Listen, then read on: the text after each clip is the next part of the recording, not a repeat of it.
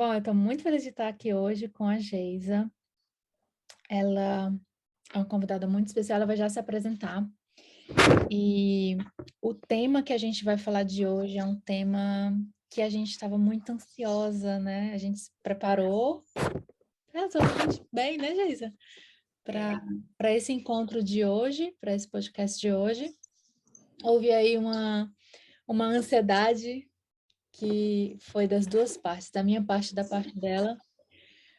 Porque é um tema muito importante para mim, também é muito importante para ela. Eu vou logo dizer qual é o tema, antes que vocês desistam de assistir esse vídeo, que é ser mulher e ser negra numa sociedade marcada pelo patriarcado, né? E eu não vou reduzir só a sociedade brasileira, porque a sociedade brasileira não é a única sociedade que tem a sua história marcada pela violência causada pelo patriarcado.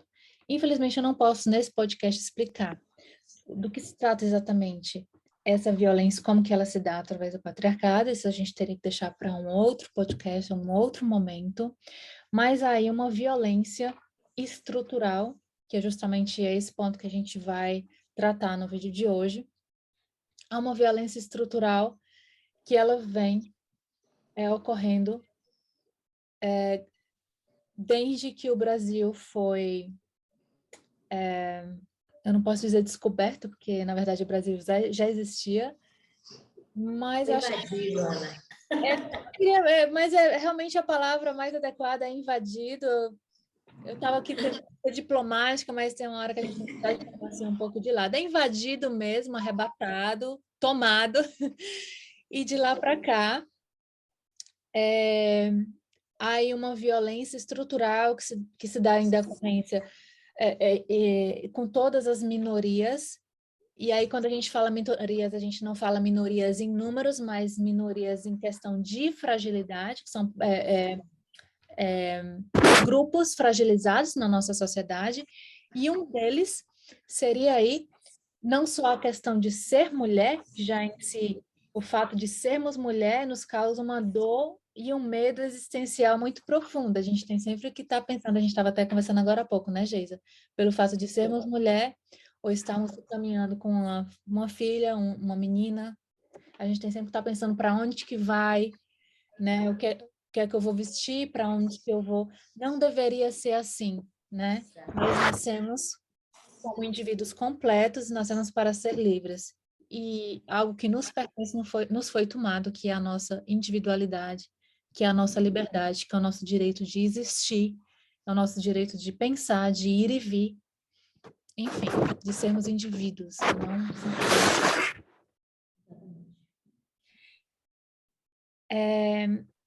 Geisa, você poderia se apresentar, por favor?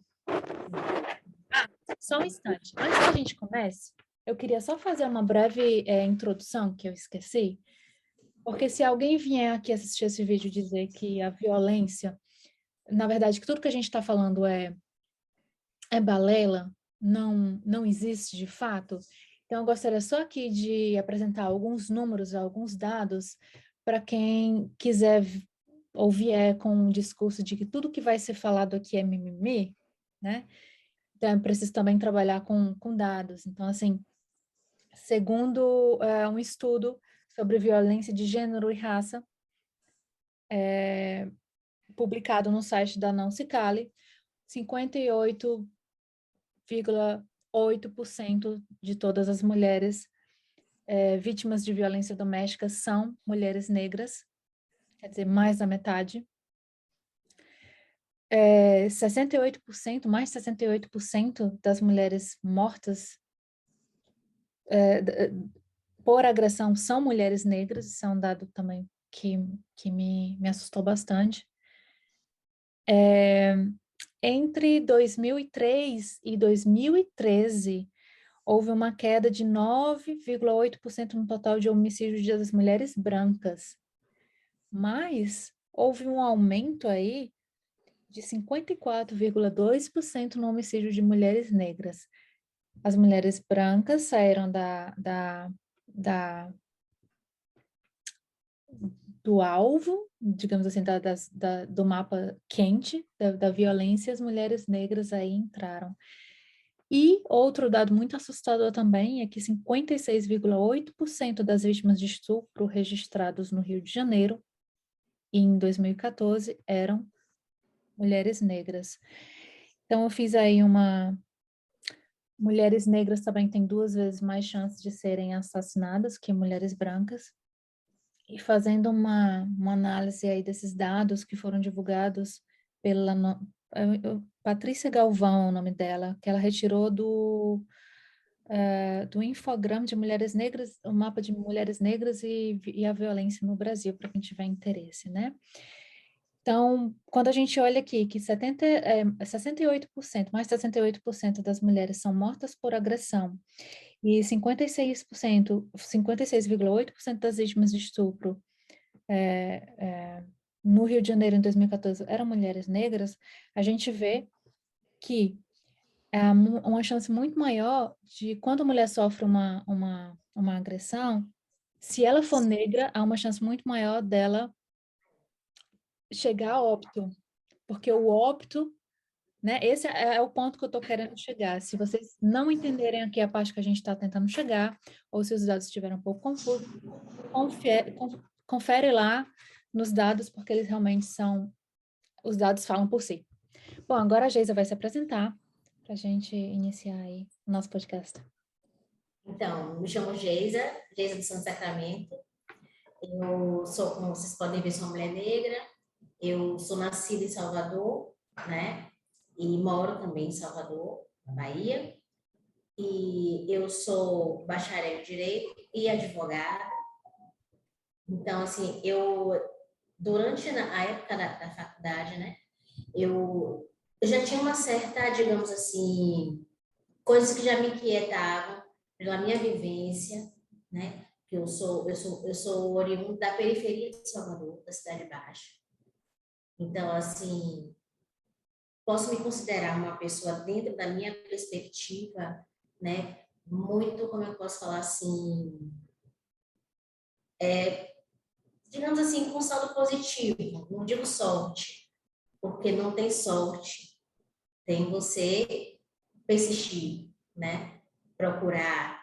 E eu sou muito também, como eu posso falar assim, nesse aspecto, Deus, né, que eu acredito em Deus, né, depende de acordo a crença que você tenha, né, eu acredito em Deus. E eu entendo assim que Deus, né, esse Deus que eu acredito, foi muito bom no sentido de me botar numa família que, apesar de não ter dinheiro, financeiramente a gente sempre foi frágil, né? Porém, meus pais, devido às vivências deles, né, eu sou neta de escravo, bisneta, né? A minha bisa foi escravizada, né? E então a minha geração foi a geração que conseguiu chegar à faculdade, só para você ter ideia, né? A minha geração. Então, assim, eu venho de uma família em que as mulheres, aí eu sempre falo assim, eu venho da família de que as mulheres são fortes, mas assim, não sei se são fortes, a gente foi obrigada, a gente foi forjada a ser forte, né? A minha avó, por exemplo, meu avô faleceu muito cedo, não tinha nem 40 anos. Meu pai, que era o mais velho, ficou com 7 anos de idade, a minha tia do meio ficou com 5, e a minha tia mais nova ficou com 1 ano e meio, por aí.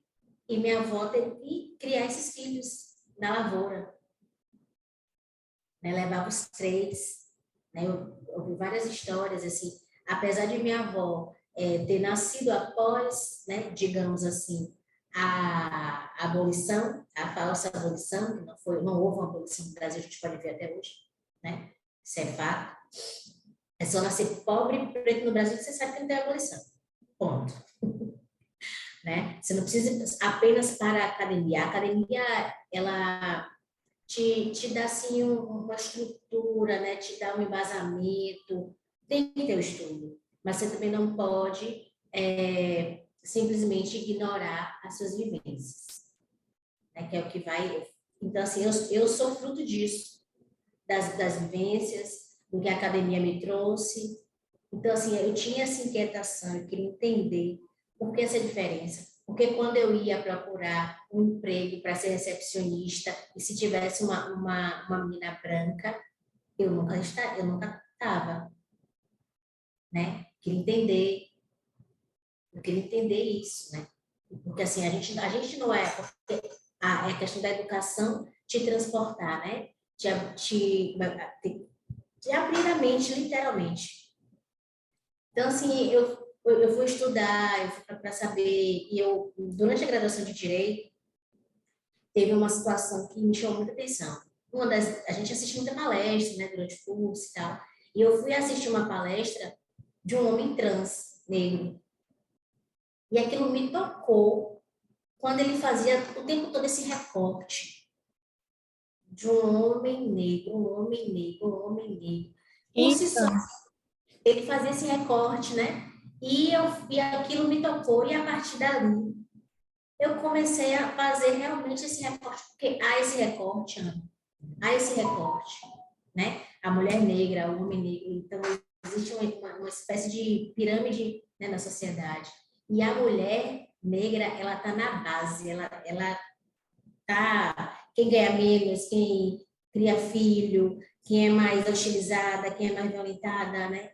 Não é um campeonato de quem sofre mais, mas é a realidade, né? Infelizmente, é a realidade. E aí ele falava, porque ele era uma mulher, né? Antes da mudança, digamos assim, tá? E aí ele falava assim que essa transformação toda, né? Como se dele contou a história dele lá, e ele falou assim que era tudo mais difícil, porque a gente precisa entender que tudo passa por raça. Porque quando você vive numa sociedade que você é educado, né? E nós somos educados, porque o que é bonito? Às vezes a pessoa fala assim, ah, amor, não tem cor. Tem. Sabe por que tem? Porque quando você educa numa sociedade que o bonito, o belo, é o branco e o verde, é o cabelo liso, é a fisionomia, é o nariz afilado, né, o lábio fino, entendeu? Então, assim, amor tem por sim. Quando uma criança ela vai para a TV e ela não se vê ali, ela não vê ninguém igual a mãe, ela não vê ninguém igual a ela. Então, assim, você começa a projetar. Na minha época, eu era apaixonada por Xuxa. Eu queria ser Paquita, mas não tinha Paquita preta, entendeu? Então, uhum, assim, são coisas que. Aí, depois, né, que eu fui ter acesso, então, assim, eu comecei a ler Sueli Carneiro, né, que é uma autora maravilhosa, Carla Cotirini, que até já conta, é jovem, escreve muito bem, ela fala sobre uma coisa, falada com interseccionalidade, né, que ela fala sobre os atravessamentos, né, de você ser mulher, conforme você falou, né, e daí você já vê por si só, o fato de ser mulher já é diferente na nossa uhum. sociedade, né? Então, assim, para eu sair, eu tenho que pensar numa roupa que não vai chamar atenção, digamos assim, né? Porque para mim não tem roupa que chame atenção, né? A gente não tem que educar os meninos, as meninas, para que como a gente foi educada. Não, você tem que escolher uma roupa, mas, né, que você tem que educar os meninos a respeitar as meninas, a respeitar as pessoas, né? Então, isso é uma construção. E depois que eu fui mãe, isso veio muito mais forte em mim. Eu sou mãe de uma menina de 7 anos hoje, Beatriz, e eu pensei assim comigo, eu falei, eu preciso me reeducar para educar essa menina. Então, isso veio assim de uma forma visceral, assim, era e é uma necessidade. Eu falei, preciso melhorar como ser humano, como pessoa, para poder ser uma mãe à altura dessa criança, né? E foi aí, então, a questão do estudo, de procurar, né, saber, eu entender, porque ela como uma menina, né, assim como eu negra, como eu fui, ela vai ter os questionamentos dela. E eu quero, em algum momento, ajudar que ela entenda, né? Eu nunca li, recentemente faleceu a autora Bell Hooks, que fala, né? E ela é uma mulher muito brilhante, assim. Essas mulheres que eu leio, eu falo muito dela. Eu nunca li. Inclusive, fico até com vontade de ler e tal. Mas, assim, é muita leitura. Eu estou estudando com as coisas. Eu quero ler tudo. Eu estou adorando os livros que você está indicando. Eu acho que o pessoal aí que vai assistir também vai adorar essa lista. Elas são ótimas, né? Um livro muito bom também, com contexto histórico, é Escravidão, do Laurentino Gomes. Ó, muito bom, muito bom. Eu ainda não li o 2, acho que tem 2 volumes, parece. Só li um e já, assim, apaixonei. É um livro para você, e, assim, é um livro que por muitas vezes te atravessa, porque você lê, assim, que eles levavam em torno de, sei lá, 3 meses para atravessar com os escravizados como animais, o tempo todo presos. E aí você começa a visualizar aquela cena, né? Presos em correntes, e eles ficavam ali entre urina, bicho, tudo que é, né, que o ser humano pode expelir, né? Ficava ali durante esse tempo inteiro. Muitos, então, assim, morresse alguém do lado, você ia conviver, digamos, com aquele cadáver ali durante aquele tempo. E imagine, né?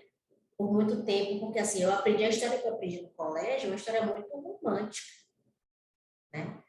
Que os brancos eram bons com os negros e era tudo muito pacífico, né? Tudo muito harmonizado. Eles tinham que fazer as atividades deles, os brancos tinham que mandar, e tá tudo certo. E não era isso, né? É preciso que as crianças elas não sejam mais educadas com o olhar do colonizador, entendeu? A história tem que ser contada como ela foi. É, Eu senti falta disso. Eu vim aprender essa história. eu lembrei agora de um momento que eu preciso compartilhar. Um, um ex-namorado meu visitando o Brasil e nós visitando os locais históricos, né, de Fortaleza, e aí nós fomos ao Forte de Fortaleza. Olha só, por mais crítica que eu me achasse, né, até um pouco arrogante, eu não consegui ver o que ele viu, então ele olhou para mim em algum momento e disse assim: mas por que que vocês têm estátuas de militares aqui, assim, no meio da cidade? E eu nunca tinha chegado àquele ponto, àquela ideia de pensar, mas isso não deixa de ser uma forma de venerar, né?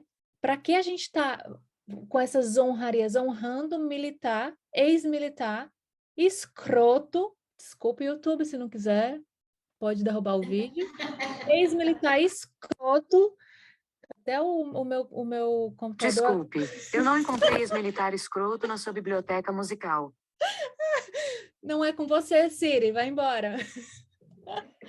Bom, e aí o que é que a gente faz com os nossos colonizadores? A gente cria uma estátua, exalta, coloca lá no meio da cidade como se fossem os salvadores da pátria. Na verdade, E o Ana, mais eles bizarro mesmos eles que se exaltam, né? E aí a gente vai criando essa, digamos assim, a gente vai repetindo isso, né? é É a, é aquela a, história. mas quantos desses militares também são pretos? Também vieram de uma... Entende? Que essa alienação, ela é completamente estrutural. Ou Você olhar hoje, as pessoas se acham você que quem olhar é hoje, militar, ou é militar, tipo assim, tudo que é militar, não sei o que é que as pessoas pensam, porque o fato de você estar numa posição de militar não te exclui de ser preto, não te exclui de vir de uma origem pobre, não te exclui de também ter sido ou ter alguém da sua família, os seus queridos, pode estar sendo marginalizado nesse momento. Isso não te protege, não te coloca numa bolha, tá? exatamente, é esse o ponto. Exatamente. É você não esquecer. Eu sempre falo, né? Com meu noivo, a gente conversa muito sobre esse assunto, e eu falo para ele assim: tem muitos negros, né, que são criticados, não, muitos pretos, que mudam, né? A gente muda de situação social e acha que embranqueceu. É, Eu acho que não, embranqueceu. Porque é. em dado momento, em alguma situação fortuita, você vai ser lembrado que você é preto.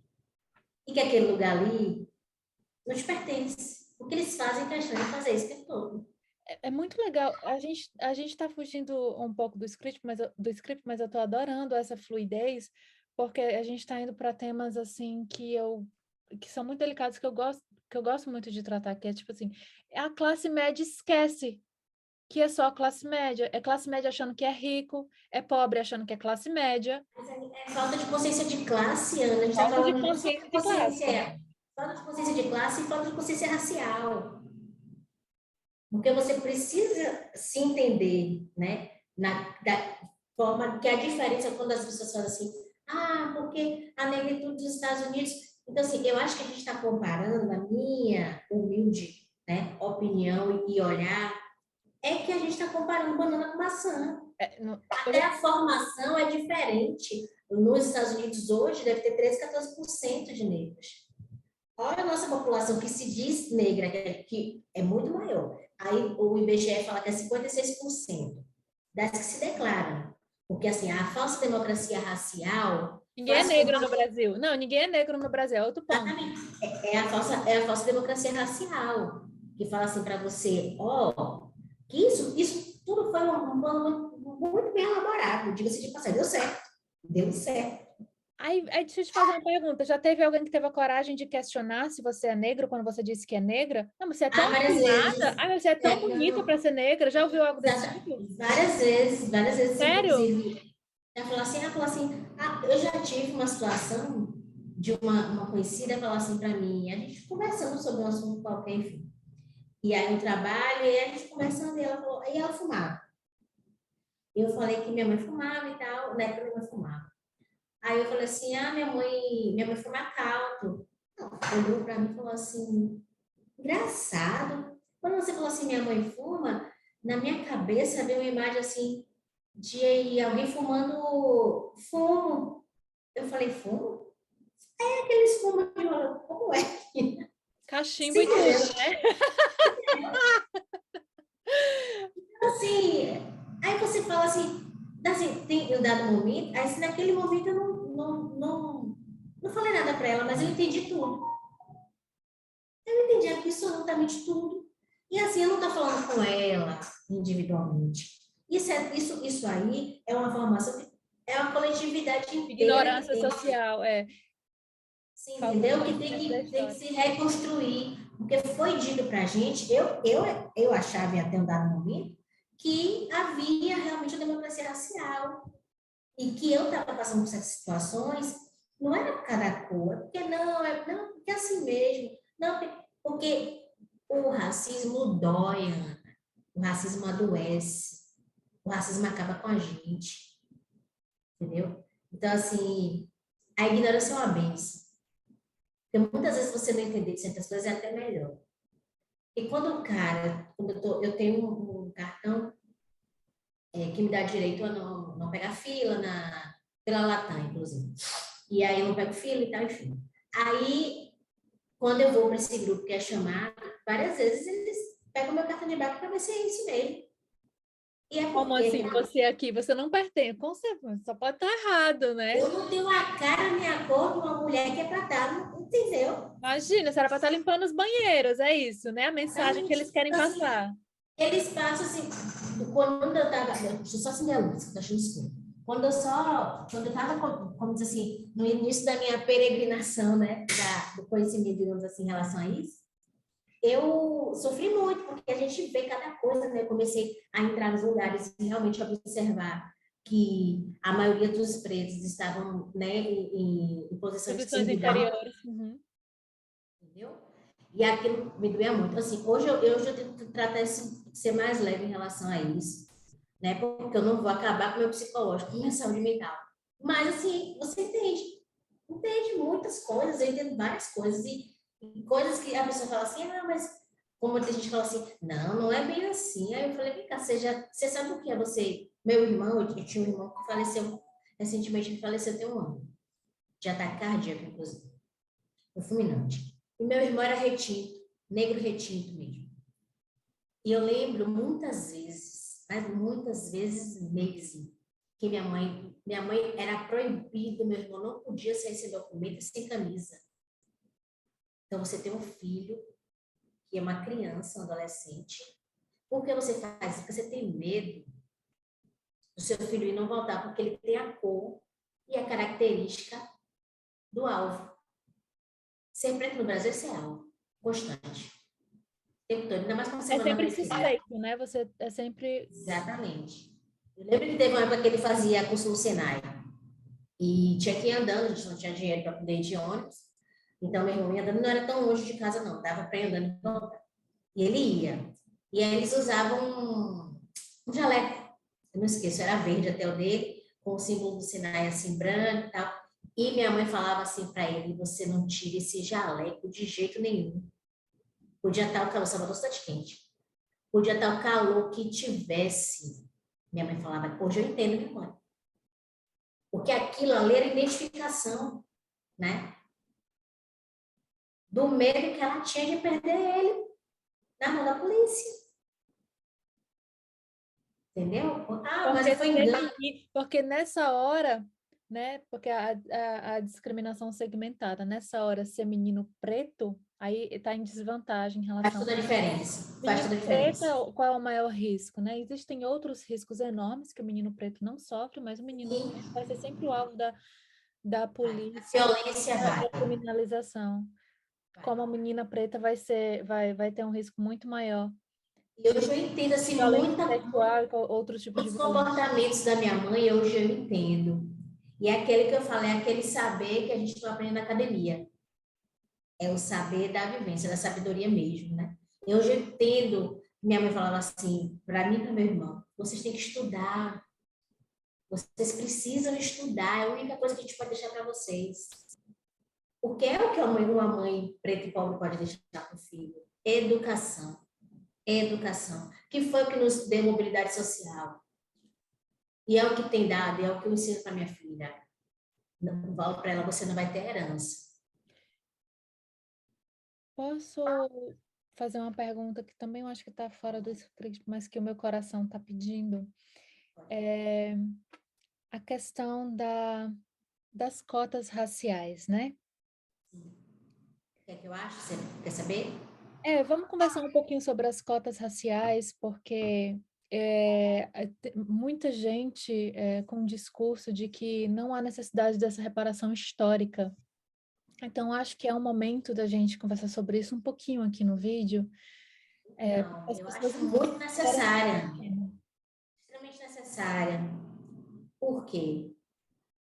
Exatamente pela reparação histórica. É um Brasil que não teve, o Brasil não houve abolição, de fato. Porque como é que você pega um povo, você fala que você liberta, e você não dá condições de absolutamente nada, você pega aquele povo e condiciona a ser lixo, porque nem perambular pela rua podia. Porque o Código Penal tinha uma lei que falava, né, que era vadiagem. O que era vadiagem? Andar na rua. Então, como é que você tem um Código Penal que dizia que não, pretos não podiam aprender a lei? Então, assim, a minha filha está aqui. Vem a ver, minha rápido. Olá, Então, Beatriz, ó, o nome dela é Ana. tudo bom? Você também é bem-vinda na nossa conversa, se quiser ficar, tá bom? Tá bom, tá bom. Deixa a porta da mamãe, obrigada. Então, assim, como é que você fala que houve abolição, né? Que esse povo não teve nada, não teve Explica. direito a nada. E aí não deixa de explicar também como que as pessoas reclamam das favelas, mas é bom também pontuar que a favela é justamente as Falta de valas para conhecimento. onde os negros foram jogados, porque eles eram... Exatamente, né? Porque o que é que eram as favelas antigamente, né? As favelas ficavam fora, né? Vamos dizer assim, do centro. Então, o que é que eram as favelas? As favelas eram matas. E tudo isso, né? Eu falo assim, mas foi um plano muito perfeito, digamos assim, quase perfeito. Porque eles não imaginavam que a gente iria resistir. Porque, por que a gente ia resistir? Porque só chegavam no Brasil os negros mais fortes. Porque o resto morria pelo caminho. Muitos, a grande maioria morriam. Preciso dizer que a gente não tem Exatamente, porque dado. eram condições, né, que infelizmente não tinha como sobreviver, mas muitos sobreviveram. Então, assim, eu sou bisneta de uma mulher que foi escravizada, né? De uma mulher que ela viveu muito até para quem viveu na condição que viveu. A minha avó viveu até o ano passado e faleceu com 107 anos. Então, assim, para mim explica muita coisa. Eles não esperavam. né? Eu falo assim, a eugenia, né, que a questão eles implementaram o programa eugenista, que é da supremacia branca, né? Você veja um país que pegou os negros e jogaram a própria sorte nos matos, enfim, sem nada, e pegam imigrantes italianos, espanhóis, né? Enfim, e deram terras. Para branquear Exatamente, a para nossa poder fazer parte. negritude. Exatamente, para poder. Esse programa eugenista era isso, exatamente isso. Então, como é que você fala que hoje você não precisa de um programa de cotas? Porque a minha geração foi a geração que teve acesso à universidade. O meu pai não teve direito de chegar na universidade, a minha mãe não teve direito de chegar na universidade. E aí a gente tem dois problemas com as cotas. Um é das pessoas acharem as cotas injustas, que eu não consigo compreender até agora qual é o argumento que as pessoas se fundamentam e se baseiam. E não há um argumento que fundamente isso de uma forma lógica.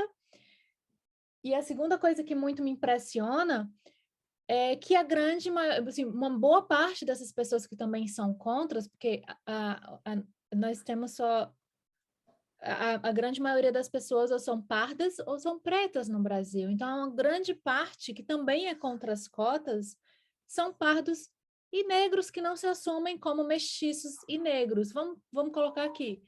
Mestiços, negros, enfim, né? Não brancos, não são brancos. A intenção é exatamente essa, Ana. Você não se identificar, porque qual o grande lance dos Estados Unidos, do negrito dos Estados Unidos? Eles se veem como um povo, entendeu? Eles se enxergam e isso fortalece. Quando a intenção é você dividir para enfraquecer. Quando eu começo a falar, não, mas vocês não são todos negros. Não, não precisa. Então você não se enxerga como povo. Você não se une. Entendeu? Então, assim, isso é muito... É possível a gente entender o porquê, né? Agora sim, eu entendo que a questão das cotas, das pessoas não quererem as cotas, enfim, é pura falta de informação de procurar a lei. Se você for ler a lei, lá está claro que não fala só de pretos, fala também da questão socioeconômica, né? Que não tem como desvencilhar.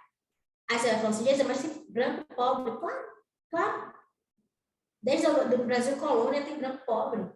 Os quilombos não eram formados só por pretos, eram por brancos pobres, também indígenas.